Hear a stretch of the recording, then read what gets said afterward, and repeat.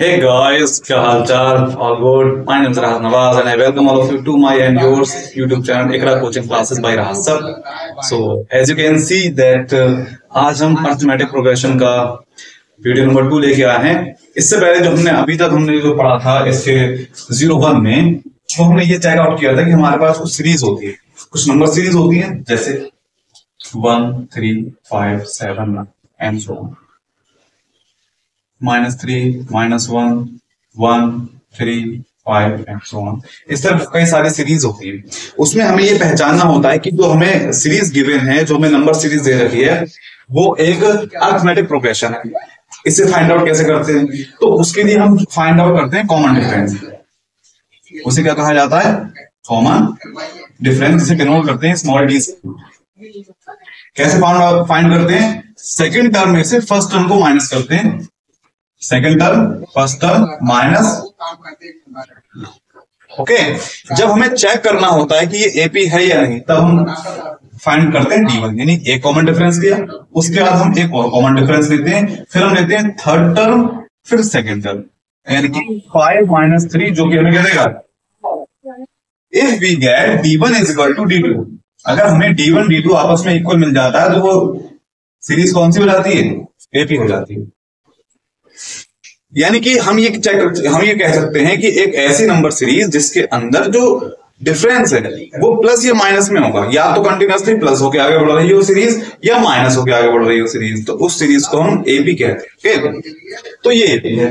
अब एपी के अंदर सिर्फ यही क्वेश्चन थोड़ी होते हैं, हालांकि क्वेश्चंस में आपको यही मिलेगा कि पहचान के बताइए, आइडेंटिफाई कीजिए वेदर इट इज एपी और नॉट, कि ये एपी है या नहीं है, ये क्वेश्चन आते हैं। वरना उस पर कुछ क्वेश्चन और भी आते हैं जब उसे एपी अज्यूम कर लिया जाता है तब। जैसे मैं आपको एक क्लू देता हूं,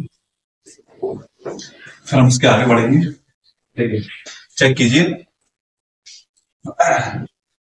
5, 30, 21, 29 एंड अभी आपको एक सीरीज मिल रही है, मैं ये कह दूं ये एपी है। जब एग्जाम में या क्वेश्चन में आपको ये गिवन हो कि एपी है, तो वो एपी है, बात खत्म हो जाती है। ओके, तब हमें कोई पहचान आइडेंटिफिकेशन करने की जरूरत नहीं होती, एपी है तो एपी है। अब इसमें कितनी टर्म्स है? 1, 2, 3, 4, 1, 2, 3, 4। अब मैं इस तरह से आपसे कह दूं, ये क्वेश्चन आपसे पूछ लूं कि ये टर्म इस तरह से आगे बढ़ रही है, तो इसकी 5th टर्म आएगी, 6, 7, 8, 9, 10 इस तरह टर्म्स आएंगी। अगर मैं आपसे कहूं कि इसकी 99th टर्म क्या होगी, इसकी 99th टर्म कौन सी होगी, तो क्या करेंगे? इसे क्या इसी पैटर्न में लिखते रहेंगे हम? तो पूरा टाइम और पूरी कॉपी हमारी इसी में वेस्ट हो जाएगी। तो उसके लिए हमारे पास एक फॉर्मूला होता है, उसे हम कहते हैं nth term of AP. AP की nth टर्म का फॉर्मूला होता है, उसे ए एन से डिनोट करते हैं। फॉर्मूला होता है a + n - 1 × d। हालांकि ये चीजें शायद हम अपनी पिछली वीडियो में कर चुके हैं, मैं आपको रिवाइज करवाया हूं। आज हम इसे क्वेश्चन करने वाले हैं। ओके, देखिए an is equal to a + n - 1 × d, where a is the first term. ये क्या होती है? हमारी फर्स्ट टर्म। जैसे इस ab की फर्स्ट टर्म कितनी है? 5, तो a की वैल्यू क्या बन जाएगी? 5। And number of asked term, n होता है वो नंबर जो जिस नंबर की टर्म हमसे पूछी गई है। जैसे कि यहाँ पे हमसे कौन से नंबर की टर्म पूछी गई है? 99, तो ये n की वैल्यू हो जाएगी 99। d कॉमन डिफरेंस, यानी कि इन दोनों के बीच का डिफरेंस हमें फाइंड कर लेना है। ओके, इसका सॉल्यूशन भी हम कर लेते हैं। देखिए, चेक कीजिए, a की वैल्यू 5 प्लस n की value 99 -1 into common difference second term minus first term, second term 13 - 5 कितना आ जाएगा? 8। ओके, 8 आ जाएगा। 5 एज इट इज, 99 - 1 98 × 8। अब क्या करें?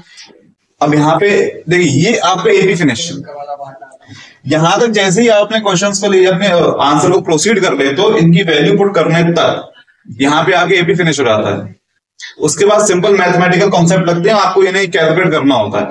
अब यहाँ पे प्लस है, क्या मैं पहले इन दोनों को ऐड कर दूं फिर मल्टीप्लाई करूं, या पहले मल्टीप्लाई कर दूं फिर ऐड करूं? तो आंसर आता है पहले मल्टीप्लाई किया जाता है, उसके बाद में प्लस और माइनस किया जाता है। ओके, तो पहले इन दोनों को हम मल्टीप्लाई करेंगे। 5 प्लस 8 8 64, कैरी 6 आएगा। 8 9 जा 72, 784, आंसर आ जाएगा 789। आ गया। अब बताओ किस तरह से, अगर हम इसकी इतनी सारी टर्म्स लिखेंगे तो बहुत टाइम लगेगा। तो इसका इजी वे होता है, तो हम इस फॉर्मूला को यूज करेंगे और अपने क्वेश्चंस को करेंगे। ठीक, इसका स्क्रीनशॉट ले लीजिए, हम इसे रफ करके अपने क्वेश्चन से प्रोसीड करते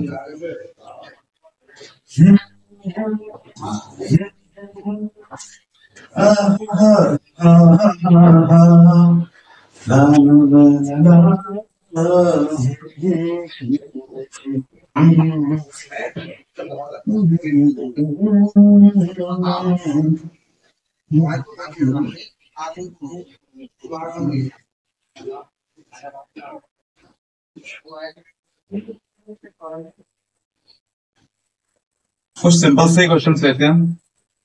जैसे हमसे कह रहा है find the factor of AB 2 7 12 and so on. देखिए इजी क्वेश्चन है, अभी हो जाएगा, अभी टैकल करते हैं इसे। देखिए सबसे पहले आपको सॉल्व हमें सिर्फ पेन लेके अपने आंसर को नहीं लिखना होता है, हमें एग्जामिनर पे इंप्रेस करना होगा कि हम कितनी डिटेलिंग में, कितनी एक्यूरेसी के साथ, कितना नीट एंड क्लीन अपना सॉल्यूशन उस पर रिप्रेजेंट करते हैं, हमारे लिखने के तरीके से, कि हमारी कॉपी किस तरह से लिखी हुई है, हम एग्जाम में किस तरह से सॉल्यूशन करते हैं, अपने आंसर्स को लेते हैं। इससे एक इंप्रेशन क्रिएट होता है एग्जामिनर के ऊपर, और एग्जामिनर हमारे विटीनेस का, हमारे इंटेलेक्चुअल का अंदाजा लगाता है हमारी कॉपी से। तो वहां सिर्फ हमें आंसर नहीं करना होता है, अपना एक इंप्रेशन क्रिएट करना होता है एग्जामिनर के ऊपर। तो उसके कुछ तरीके होते हैं। सबसे पहले हमें जो चीज गिवन होती है आप वो लिखेंगे। हमें एपी दे रखा, आप एपी यहां पे लिखना शुरू करेंगे। ठीक, आप अपना एपी लिख दीजिए। उसके बाद जो इंफॉर्मेशन हमें यहाँ पे होती है वो नोट करते हैं, और जो चीज हमसे आस्क की होती है, पूछी गई होती है, उसे नोट करते हैं। जैसे हमें इसमें फर्स्ट टर्म हमें तो जरूरत पड़ेगी, तो first term A is equal to 2। चाहो तो ऐसे बॉक्स में बंद कर दीजिए, अच्छा रहता, क्योंकि एकदम हाईलाइट होती है ये चीज।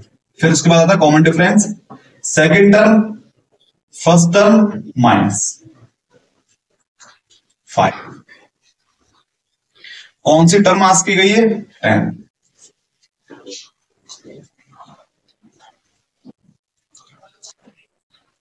जो चीज हमसे पूछी गई एक्चुअल में उसका मीनिंग क्या है? हमसे पूछा गया है A10, ये A10 पूछा गया। मैं आपको थोड़ा सा इसके बारे में समझा देता हूं। जैसे हम लिखते हैं ना फर्स्ट टर्म A कितना है 2, तो A ऐसे नहीं होता है, A एक्चुअल में ये चीज होती है A1 कितना हो गया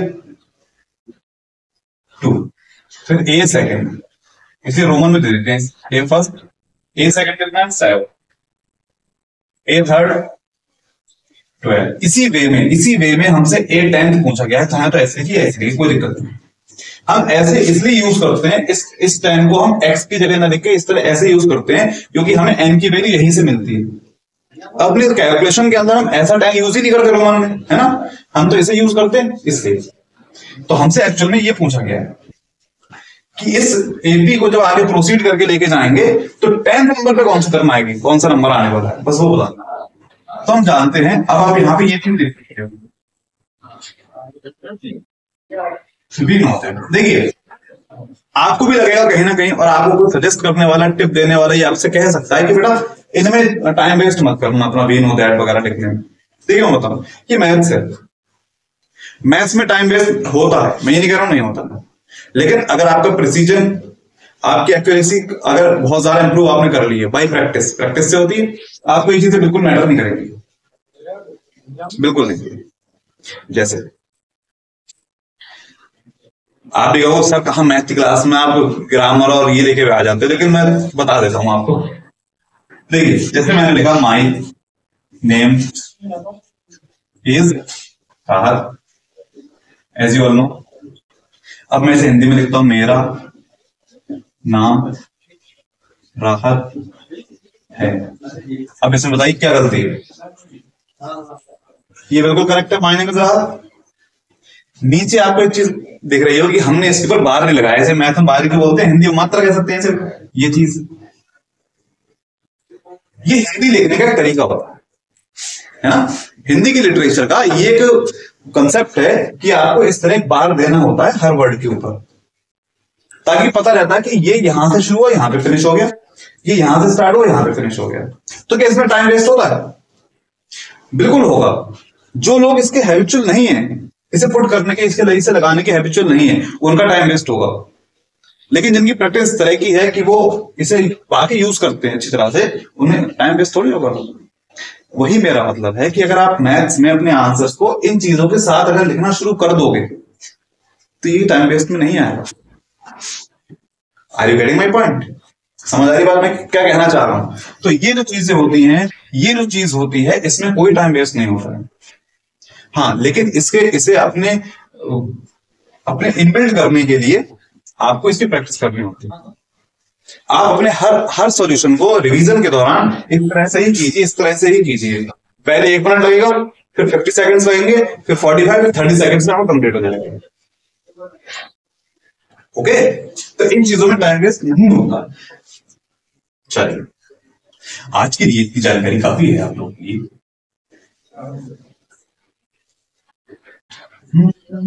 So we know that, or do we know that an is equal to a plus n minus 1 into d, है ना?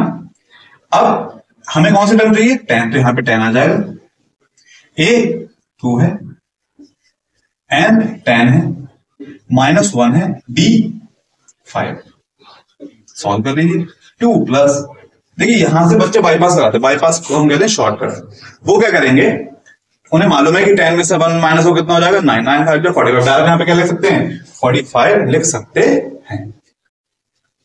ये डायरेक्ट बच्चे क्या करते हैं, बहुत ज्यादा स्मार्ट होते हैं, वो यहां से डायरेक्ट n माइनस 1 की वैल्यू निकाल लेते हैं 9। ऐसा भी कर सकते हैं, लेकिन देखिए कुछ बहुत ज्यादा टाइम तो बच नहीं जाएगा हमारा ऐसा करने से। ये बहुत ज्यादा टाइम बच जाएगा, नहीं बचेगा तो एक स्टेप बढ़ाने में दिक्कत क्या है। तो 9 into 5, अगर आप यहां से डायरेक्ट मल्टीप्लाई कर लेते हो 9 into 5, 9 5 का 45 आप यहां पे लिख देते हो, बिल्कुल सही है, इसमें कोई गलती नहीं है, आपका मार्क्स नहीं कटेगा, बिल्कुल सही है। लेकिन सोचो, अगर मुझे एग्जामिनर को ये चीज दिखानी है कि यहां से 9 into 5 आएगा, उसके बाद मैं 45 करूंगा, तो उसे मैं ये चीज कैसे दिखाऊंगा कि हाँ मुझे ये चीज आती है। मैं इसमें कंफ्यूज नहीं होता हूं, कि अगर प्लस और मल्टीप्लाई हो तो मैं पहले मल्टीप्लाई करूंगा। ठीक, कितना आ जाएगा, 47। अब इसमें कोई बहुत ज्यादा बड़ा नंबर तो हमसे नहीं पूछा है, हम अपने आंसर को क्रॉस चेक करने के लिए इस सीरीज को आगे बढ़ा के देख भी सकते हैं। एक तरफ कर सकते हैं 2 7 12,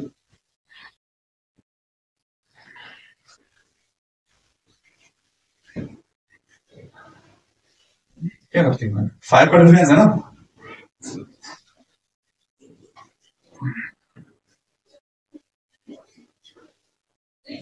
वन 2 3 4 5 6 7 8 9, आगे बढ़े सब।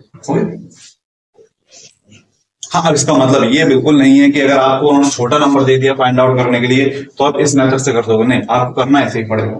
एपी है ना, तो जब ऐसा है सॉल्व करने का तो ऐसे ही सॉल्व करना पड़ेगा। ओके, चलिए इसे पढ़ते हैं and proceed to our next question. जी, कभी कहते हो क्वेश्चन, कभी कहते हो प्रॉब्लम, बहुत कंफ्यूज है।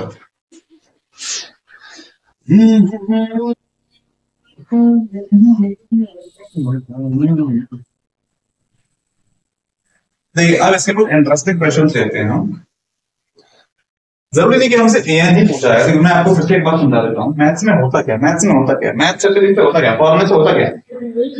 फॉर्मूला है a n is equal to a plus n minus 1 into d. आप चेक कीजिए इसमें वेरिएबल्स कितने हैं। कोई भी फॉर्मूला हुआ करें, सबसे पहले चेक किया कीजिए उसमें वेरिएबल्स कितने हैं और कौन कौन से हैं। वेरिएबल का मतलब होता है ये चीज, नंबर्स को छोड़ के, 1 है, 1 एक नंबर है, उसे छोड़ के 1 2 3 4 4 वेरिएबल्स, यानी हमारे इस फॉर्मूला के अंदर 4 वेरिएबल्स हैं। तो कंफर्म ये चीज है कि हमें हमेशा 3 वेरिएबल दे रखे होंगे, 4 हमसे पूछे कितने वेरिएबल दे रखे होंगे, 4 पूछे तो सर हाँ 4 वेरिएबल हमारे इस फॉर्मूले में है, हमें 3 वेरिएबल्स गिवन होंगे और 1 वेरिएबल हमें फाइंड आउट करना होता है। तो अब हमें क्वेश्चन भी घुमा के देगा, तो सबसे ज्यादा फील होता है मुझे सीबीएसई बोर्ड वाले बच्चों के लिए। मैं सीबीएसई वालों को पढ़ाता हूं, लेकिन वो कहां फंस जाते हैं, बड़े प्रॉब्लम में आके फंस जाते हैं। हमारा लीनियर इक्वेशन वाला chapter, quadratic equation chapter, arithmetic progression, coordinate geometry, triangles, circles, aerial to circle, इतने सारे चैप्टर्स हैं, सभी में कहीं ना कहीं कुछ अच्छे क्वेश्चंस भी हैं। किसके? वर्ड प्रॉब्लम्स के। हाइट एंड डिस्टेंस बड़ा प्रॉब्लम, ये बड़ा प्रॉब्लम है उसके अंदर। अब वो उसे इंग्लिश पढ़ेंगे, अगर उसकी हिंदी नहीं समझ पाए तो कैसे करेंगे?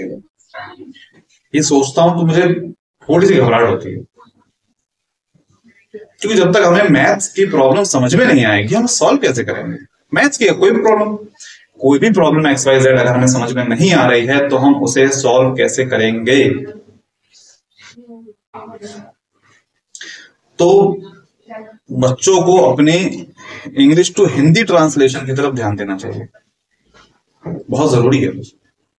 उन्हें लगता है कि उन्हें आता है, उन्हें लगता है, क्योंकि कंटिन्यूअसली सीबीएसई वाले जो क्लास 10th 12th में सीबीएसई बोर्ड के जो स्टूडेंट्स होते हैं वो शुरुआत से ही बेसिकली जो होते हैं वो इंग्लिश से ही जुड़े हुए रहते हैं, तो उन्हें ऐसा लगने लगता है कि उन्हें इंग्लिश आती है। वो अच्छे रीडर्स होते हैं, इंग्लिश पढ़नी आती है। मैं ये भी नहीं कह रहा हूं कि उन्हें सबको नहीं आता, लेकिन आउट ऑफ 10 स्टूडेंट्स अगर हैं उसमें से अगर उसमें से 2 स्टूडेंट्स ऐसे हैं जिन्हें नहीं आता, तो प्रॉब्लम तो है ना। जब हम पढ़ा 10 बच्चों को रहे हैं तो 10 को आना चाहिए। और फिर उसमें ऐसे ऐसे वर्ड्स होते हैं, क्योंकि इंग्लिश मीडियम की बुक्स होती हैं तो इंग्लिश भी अच्छी होती है उसके अंदर।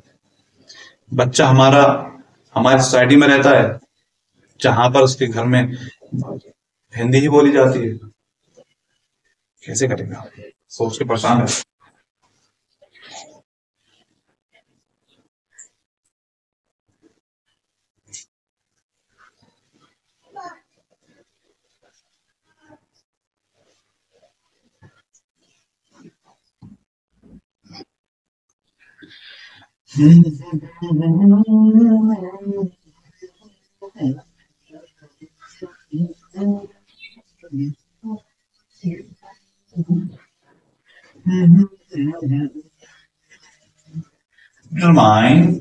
Determine the AP.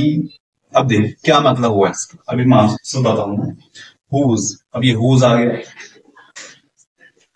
Third term is 5 and 7th term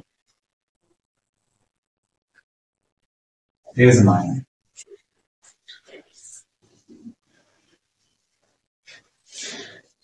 determine the AP. AP को डिटरमाइन कीजिए। अब एपी को डिटरमाइन करना है, अब एक जो बेसिकली जो एक स्टूडेंट होता है जो हिंदी सराउंडिंग में रहता है, हिंदी मीडियम में इंग्लिश पढ़ने जाता है, तो उसने कहीं ना कहीं अगर इसका रॉ मीनिंग समझा होगा डिटरमाइन का, तो डिटरमाइन का मतलब तो डिटर्मिनेशन से होगा। बहुत इजी है।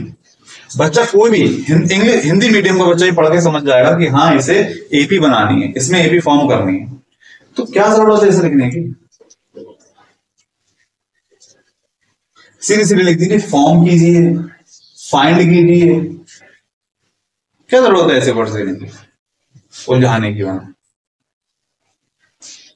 हम कोई पूरे दिन का या 2 दिन का या 3 दिन का तो ट्रायल नहीं लेते ना स्टूडेंट्स के एग्जाम में। 3 घंटे का पेपर होता है। 3 घंटे के पेपर में 3-3.25 घंटे के पेपर में बच्चा आएगा, इतना सारा प्रेशर होता है उसको पहले से ही, इतना सारा पूरा सिलेबस आता है करने के लिए उसे। और आजकल के वैसे ही बच्चे बहुत ज्यादा नाजुक होते हैं।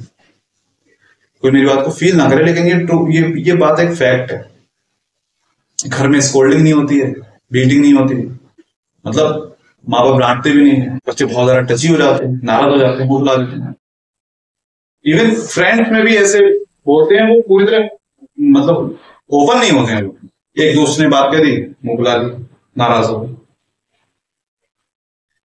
अब ऐसा बच्चा वहां पे जाएगा, इतना सारा प्रेशर उसके ऊपर होगा, तो सीधे सीधे यहां पे लिख दो ना, फॉर्म बनाइए, फाइंड निकालिए, पता कीजिए।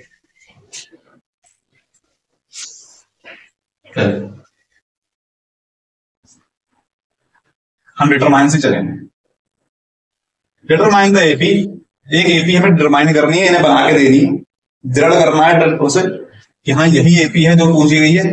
हुज, जिसकी, अगर हम एपी को एक फीमेल की तरह लेंगे तो हम यहां कहेंगे जिसकी थर्ड टर्म 5 है, जिसकी थर्ड टर्म 5 है। देखिए एक इंफॉर्मेशन हमारे पास ये है और एक इंफॉर्मेशन हमारे पास ये है ना। तो एक इक्वेशन हमारे पास यहां से बनेगी, एक इक्वेशन हमारे पास यहां से बनेगी। मैं आपको एक चीज बता देता हूं, जिससे मैंने यहाँ पे एक AP the 4, 6, 8, 10, 12 and so on. अब मुझे बताइए इस एपी की फर्स्ट टर्म, ये सेकंड, ये थर्ड, ये फोर्थ, ये फिफ्थ है ना। इस एपी की फर्स्ट टर्म तो हमेशा 4 रहेगी, तो सेम रहेगी। इस एपी की जो फर्स्ट टर्म वो क्या रहेगी, 4 रहेगी, और इस एपी का जो कॉमन डिफरेंस है वो भी सेम रहेगा।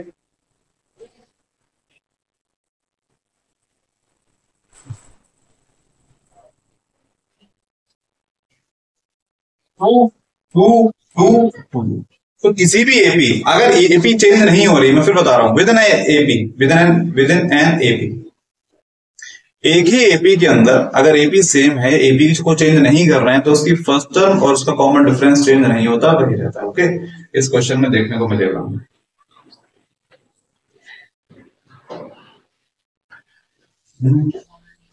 देखिए हमें यहां दे रखा है थर्ड टर्म, तो हम ऐसे, अभी मैंने फर्स्ट क्वेश्चन में आपको बताया था यहाँ पे कि ये जो एपी के अंदर जो टर्म्स होती हैं उनका एक सीक्वेंशियल नंबर होता है, फर्स्ट, सेकंड, थर्ड। तो हमें थर्ड दे रखा है, ए थर्ड कितना है 5, ए 7 कितना है 9। बस इसके अलावा और कुछ नहीं है हमारे पास। हमें क्या फाइंड आउट करके देना है, एपी, पूरी एपी बना के देनी है हमें। अब थोड़ा सा मैं एपी को तो समझा देता हूँ कि एपी कैसे बनेगी। देखिए एपी जब हम बनाते हैं तो उसके लिए चाहिए हमें फर्स्ट टर्म, फिर चाहिए सेकंड टर्म, फिर चाहिए थर्ड टर्म, फिर चाहिए फोर्थ टर्म। चलिए मैं आपको इसे प्रॉपर बना के दिखाता हूं। इसी ये इंफॉर्मेशन बाद में कलेक्ट करेंगे, पहले एपी कैसे फॉर्म होती है उसे बनाना। AP first term plus second term, 1 2 3 से कैलकुलेशन में आसानी रहेगी, फर्क कुछ नहीं पड़ेगा।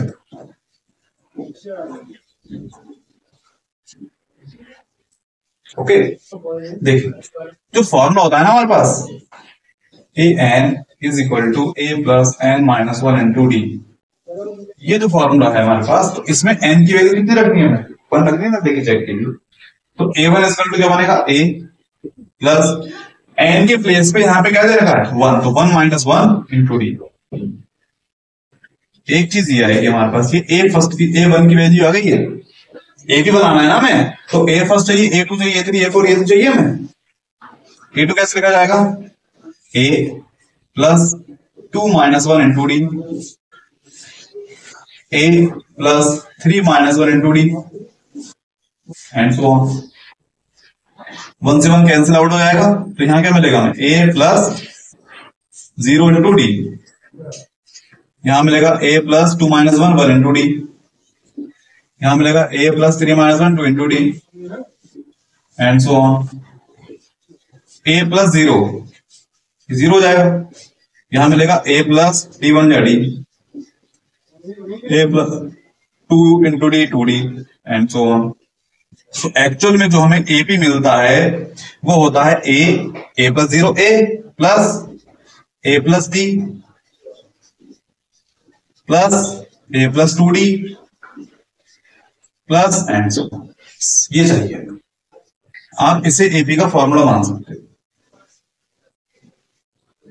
क्लियर हुई मेरी बात? तो अब जिस भी क्वेश्चन के अंदर हमें एपी बनाना होगा तो हमें उसमें क्या चाहिए, A and AP that. This is the recipe of AP. It बढ़ाओ।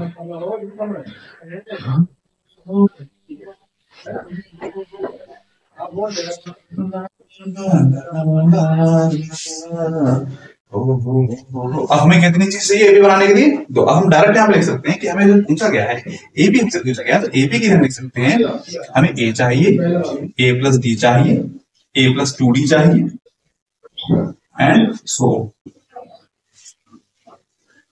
ये चाहिए। इसे इक्वेशन फर्स्ट बोल देते हैं। बस ए निकालो, डी निकालो, ले लो, आंसर आ जाएगा। चलिए चेक कीजिए, हमें गिवन क्या है, a3 इज इक्वल टू 5। तो यहां से एक इक्वेशन बन सकती है हमारी। कैसे बनेगी चेक कीजिए। a3 को हम लिख सकते हैं a plus 3 minus 1 into D is equal to 5।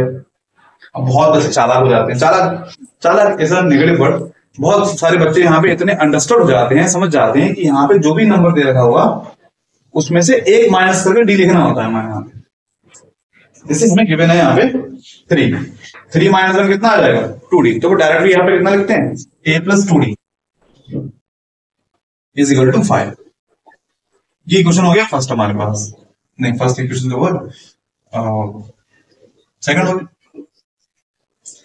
And कौन सी टर्म दे रखी है हमें, a7। देखिए बहुत से बच्चे थोड़ा सा आलस इसमें भी दिखाते हैं, थोड़े से लेजी हो जाते हैं इन चीजों के लिए कि सर हमसे फर्स्ट हमें सेकंड इक्वेशन नहीं सही लगती, बेटा करना पड़ेगा। उसका रीजन है, अगर मैं यहाँ पे ये ना लिखूं, अगर मैं इस बॉक्स को यहाँ पे ना बनाऊं और इसे भी यहां से हटा दूं, तो अब मुझे बताइए कैसे पता लगेगा कि हम इसी इक्वेशन को आगे प्रोसीड नहीं कर रहे हैं।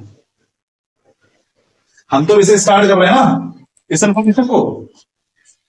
तो उसे एक नई इंफॉर्मेशन को स्टार्ट करने के लिए कुछ तो नयापन होना चाहिए इसके अंदर। तो कहां से लाओ? तो जो आप प्रोसीड कर रहे थे अब तक उसे रोकना पड़ेगा। तो वो ये जो स्टॉपेज होते हैं, ये इक्वेशन फर्स्ट इक्वेशन सेकंड, ये हमारी हेल्प भी करते हैं और ये हमारे स्टॉपेज भी होते हैं कि हमने अपने फर्स्ट प्रोसेस को यहाँ पे लाके रोक दिया है, वैसे बोल दिया इक्वेशन सेकंड। अब यहां से स्टार्ट कर पाए अपनी अदर इंफॉर्मेशन। 9 इसे हम लिख सकते हैं a plus 7 minus 1 into D is equal to 9। तो हमें मिल जाएगा a प्लस 6d इंटू मतलब sorry is equal to 9 equation. अब सभी मेरे होशियार बच्चे जितने भी हैं उन्हें इन इक्वेशंस को सॉल्व करना तो आता ही।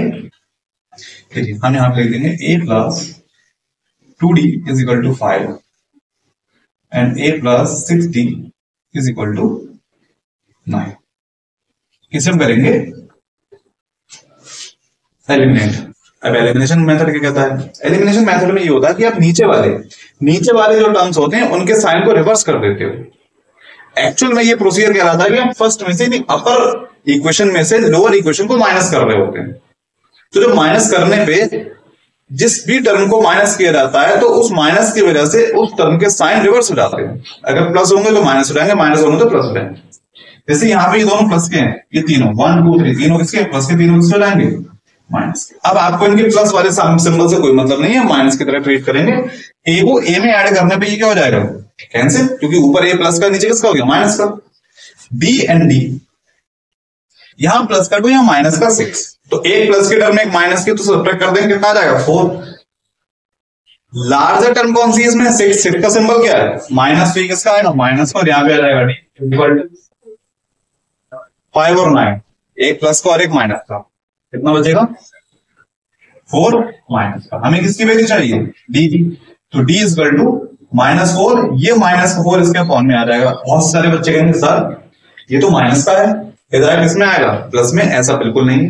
प्लस माइनस से सेट नहीं होता है कि इक्वल में जाके प्लस माइनस का होगा या अपॉन में जाएगा। वो चीज सेट होती है यहां कि इन दोनों के बीच में साइन कौन सा है। यहां पे कोई साइन है नहीं, तो ये मल्टीप्लाई में, और मल्टीप्लाई का टर्म इक्वल के उस तरफ जाके डिवाइड हो जाता है, इसलिए -4 कहां जाएगा नीचे।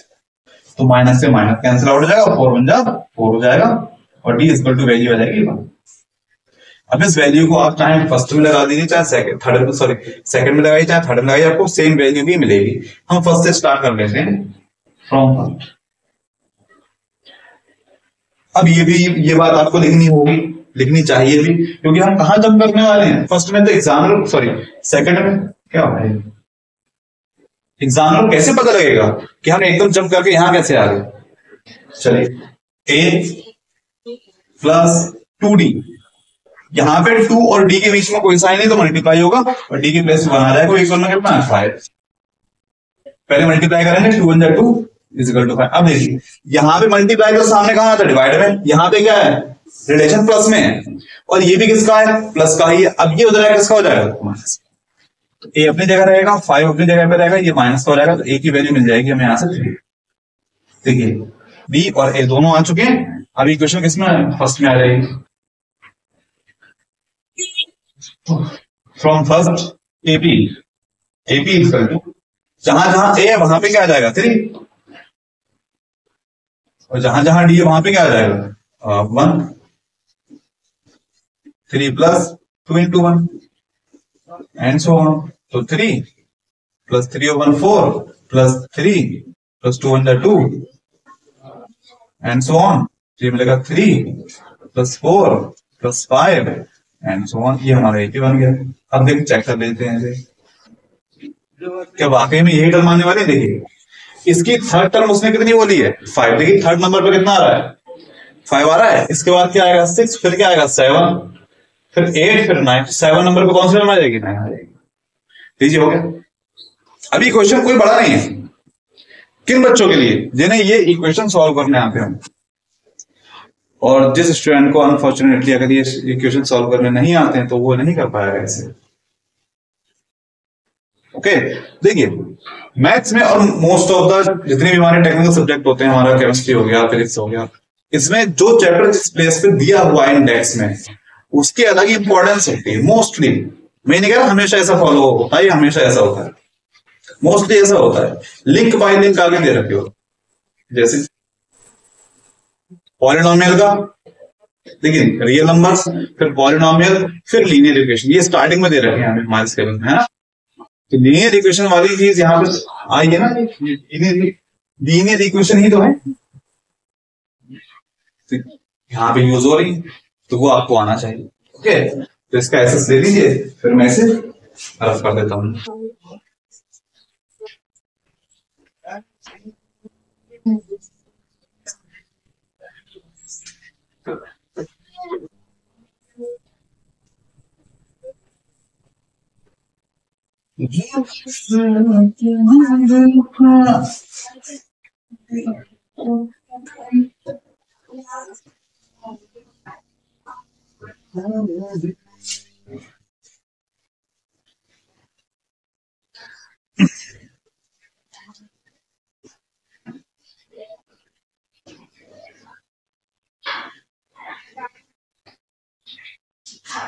ये क्वेश्चन अच्छा है और ये बहुत ही अच्छा है। Check whether 301 is a term of the list of numbers। अब देखिए बताइए इन्होंने क्या बोला, list of the numbers 5 11 17 23 and so on, full stop। Question क्या करा, चेक बता, चेक करना है। चेक में प्रूफ में फर्क होता है। अगर ये आ जाए प्रूफ तो जो बात कही जाती है प्रूफ के साथ वो होती है, आपको प्रूफ करना होता है कि हाँ ये ऐसा है। चेक में बस चेक करना होता है, आंसर यस भी हो सकता है और नो भी हो सकता है, आंसर यस भी हो सकता है और नो भी हो सकता है। पूछा क्या गया है, check whether 301 is a term of the list of number. देखिए कितना अच्छा बना के दिया लिस्ट ऑफ नंबर्स, ये नंबर्स की लिस्ट है। अगर वो यहां पे कह देता एपी है तो हम पहले से, फिर हमें इसे एपी प्रूव करना नहीं पड़ता। उसने ऐसे लिस्ट ऑफ नंबर्स कहा है। अब आपको इसमें पहले एपी को चेक करना पड़ेगा, ये एपी है या नहीं।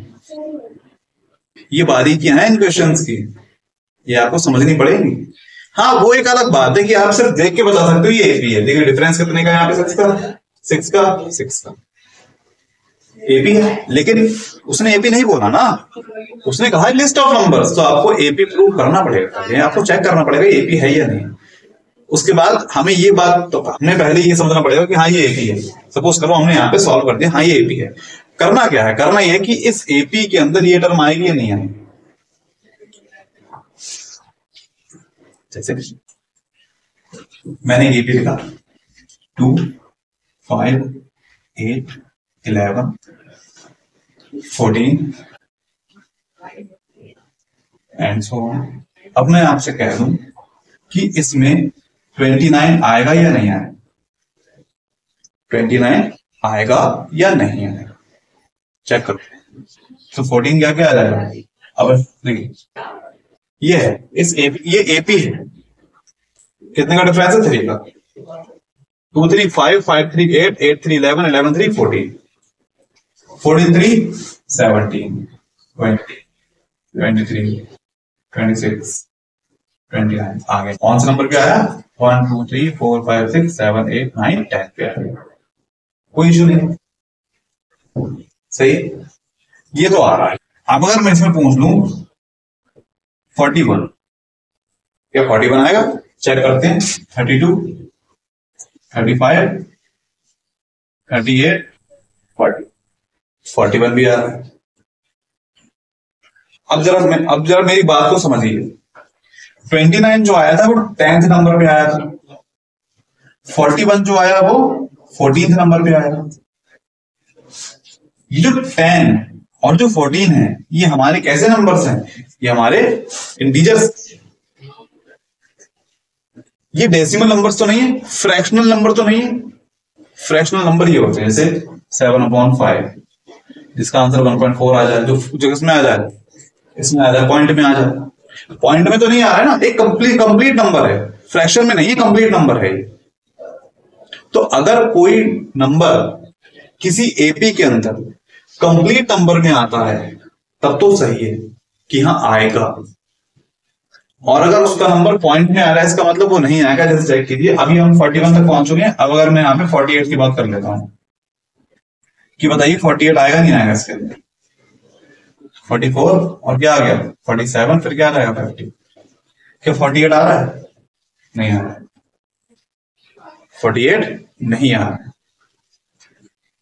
15th नंबर पे ये आ गया, 16th नंबर पे ये आ गया, 17th नंबर पे ये आ गया। अब मुझे बताइए 16th पे है 47, 17th पे है 50, तो 48 कहां होगा, 48 इन दोनों के बीच में होगा, 16th एंड 17th के बीच में। और जो बीच का नंबर आएगा वो पॉइंट में आएगा। यानी कहने का मतलब यह है कि हमें इस एपी के अंदर 301 को चेक करना है, ये कौन से नंबर पे आ रहा है, कौन से नंबर पे आ रहा है। अगर ये कंप्लीट नंबर पे आ जाएगा तब तो आंसर यस बनेगा कि हाँ 301 इस एपी में है। और अगर इसका आंसर पॉइंट में आ जाएगा तो हमारा आंसर बनेगा नो, ये उस एपी में नहीं। आई होप आप मेरा बात समझ गए होगे। थोड़ी सी ऊपर से निकली हो तो इस क्वेश्चन से समझ लेते हैं सॉल्व कर।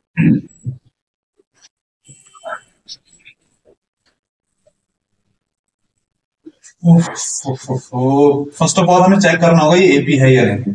अगर एपी ही नहीं हुई तो बात ही नहीं हो पाएगी, क्योंकि हमारे पास जो पैटर्न है वो एपी, मतलब जो फॉर्मूला है वो किसका, एपी का है ना। अभी एपी ही नहीं हुई तो क्या होगा फिर, है ना। चलिए तो पहले चेक करते हैं हमारे पास जो लिस्ट है,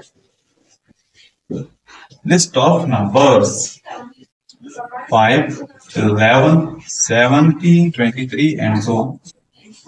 पहले D1 फाइंड करेंगे, सेकेंड टर्म, फर्स्ट टर्म, बीच माइनस वैल्यू 6। D2 चेक करेंगे, third term, second term, beach minus since D1 is equal to D2, it is an AP। इतना काम तो हमें करना पड़ेगा। ये AP है, अब ये AP हो गया। अब इस AP के अंदर जो इंफॉर्मेशन मिल सकती है वो इंफॉर्मेशन लेनी पड़ेगी हमें। तो इस AP, अब हम इसे डायरेक्ट AP ही लिखेंगे। अगर ये AP दिया होता तो क्वेश्चन हमारा सॉल्यूशन यहां से स्टार्ट होता।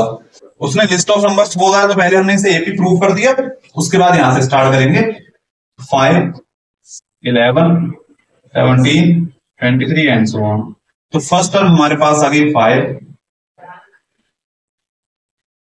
B 6।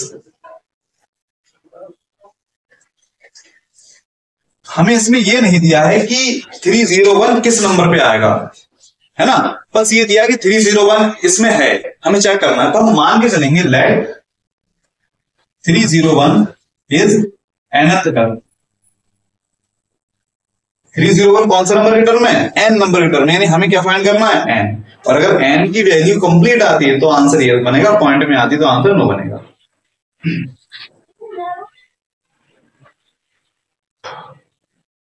तो a n is equal to 301। Formula वो है हमारे पास a plus n minus 1 into D is equal to 301। a की वैल्यू हमारे पास है 5, n माइनस 1 को एज इट इज रहने दीजिए, कुछ मत करना है इसमें। d की वैल्यू है 6, इक्वल में आ जाएगा 301।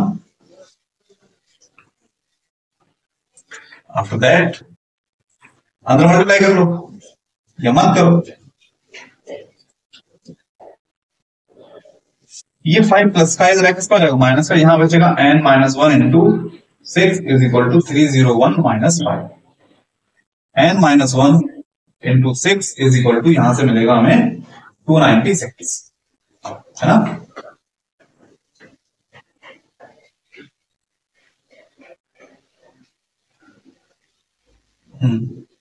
टू 296। अब ये इसके अपॉन में आ जाएगा तो n minus 1 is equal to मिलेगा हमें 296 अपॉन 6।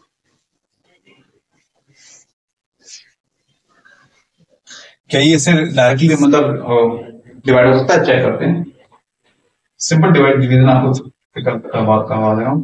6 4 जा 24, यहां बचेगा 5, 6 9 जा 54 और रिमाइंडर आ गया 0.063 जा 18। ये आता रहेगा। तो हमें यहां से मिला n minus 1 is equal to 49.3। ये वैल्यू इधर आके प्लस की हो जाएगी तो 49.3 प्लस 1, तो ये n की वैल्यू मिलेगी हमें 50.3, जो कि डेसिमल नंबर है। इससे बात प्रूव होती है no 301 is not a term of 5, 11, 17, 23 and ये आंसर होगा। ये होगा, इस तरह से करेंगे। तो अगर वो हमसे चेक, अगर ये हमसे प्रूव करवाता कि प्रूव कीजिए तो आंसर यस में ही आता कि हाँ हाँ ऐसा है आंसर, नहीं तो क्या नहीं। ओके, बस ये हो गया। इसका स्क्रीनशॉट ले लीजिए, हम सिर्फ कर देते हैं। जो मैंने आपसे बोला था ना कि हमें इसमें वेरिएबल गिवन होंगे। अब हमें यहाँ पे 3 वेरिएबल्स थे, इसकी वैल्यू ये हो गई, ये 1 2 3 4th वेरिएबल कौन है? n की वैल्यू हमने फाइंड कर ली। अब ये किस वेरिएबल की वैल्यू किस तरह से फाइंड की जाएगी ये आपको प्रैक्टिस करनी होगी, और अपने जो टीचर्स जहां भी आप पढ़ते हैं उन्हें आप फॉलो कीजिए, ऑब्जर्व कीजिए उनके कि वो किस तरह से डील करते हैं।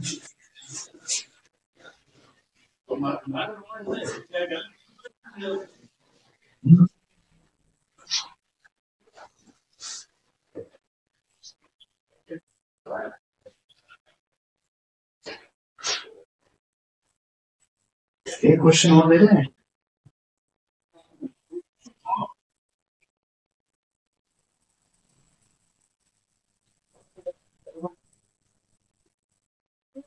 ये question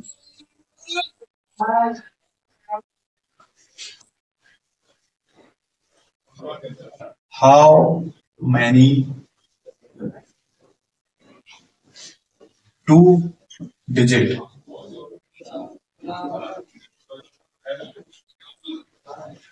How many two-digit numbers are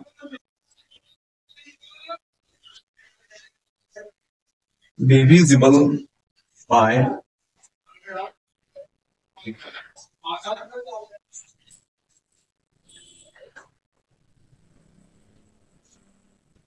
how many two digit numbers are divisible by three. देखिए टू डिजिट नंबर की डिमांड की है उसने, जो किससे डिवाइड होंगे, थ्री से डिवाइड होंगे। टू डिजिट नंबर, सिर्फ टू डिजिट की बात कर रहा है। देखिए टू डिजिट की स्टार्टिंग होती है 10 से। अगर मैं आपको टू डिजिट नंबर दिखाऊं तो वो स्टार्ट होते हैं 10 से, क्योंकि 9 तो वन डिजिट है।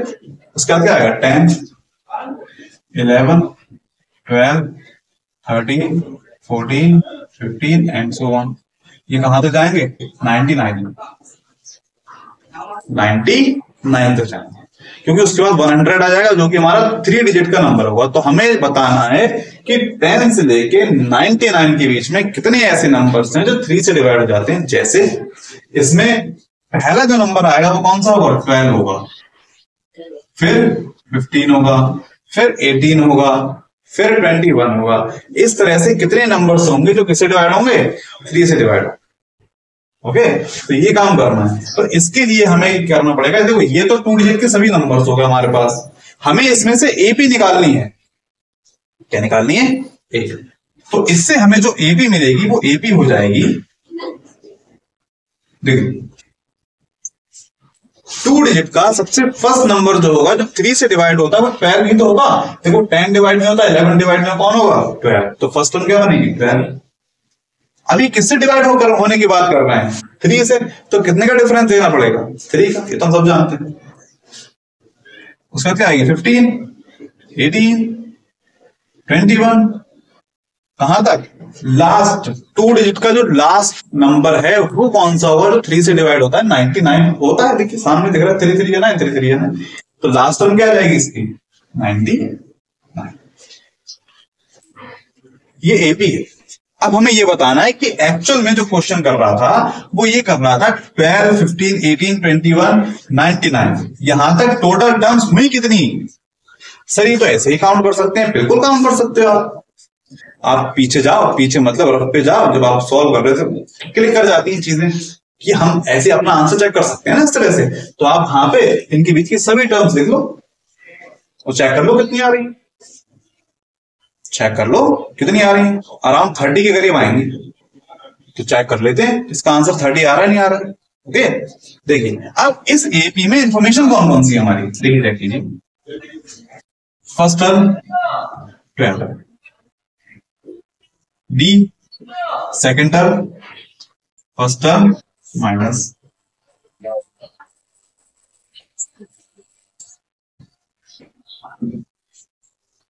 हेलो ठीक ठीक,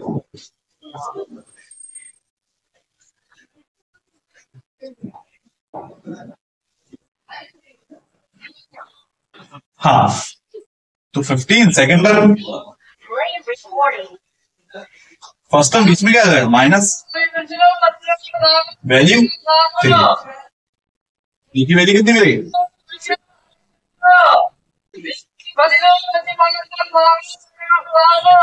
हमें बतानी है इसके अंदर कितने टर्म्स हैं टोटल। तो हम मान लेंगे इसके अंदर एन टर्म है। देखिए पहले टर्म पहले नंबर पे, दूसरी टर्म दूसरे नंबर पे, तीसरी टर्म तीसरे नंबर पे, चौथी टर्म चौथे नंबर पे। हमने मान लिया इसमें एन टर्म्स हैं, तो एनथ नंबर पे कौन सी आएगी, लास्ट वाली आएगी ना, बिल्कुल लास्ट वाली।